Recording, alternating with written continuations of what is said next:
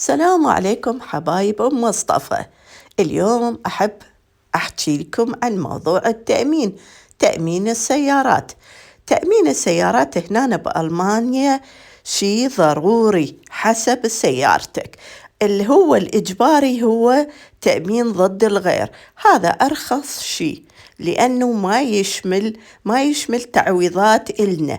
يعني إذا أنا دعمت سيارة سويت حادث، أبو التأمين راح يصلح السيارة المقابل، ما راح يسوولي أي شيء.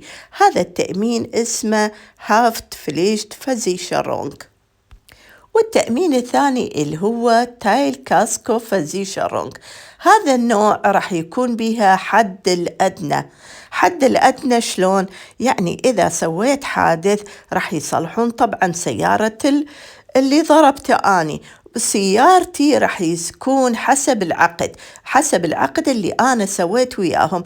مثلا أكتب بالعقد لحد الأدنى 300 يورو أني أدفع مصاريفي بنفسي. زين، إذا سويت حادث وتصليحات كلفني 1000 يورو، بهالحالة راح يكون 300 أني أدفع من جيبي و700 يورو هو شركة التأمين يدفعها. والتأمين الثالث اللي هي فول كاسكو فازيشرونغ. هذا التأمين اسمه تأمين الشامل، يعني أي ضرر أجواء الطبيعية، الحريق، انصدمت بالشجرة، ضربت سيارة، ضربت بيت، أي شيء، أي خسارة يصير للطرفين هم يعوضوها شركة التأمين.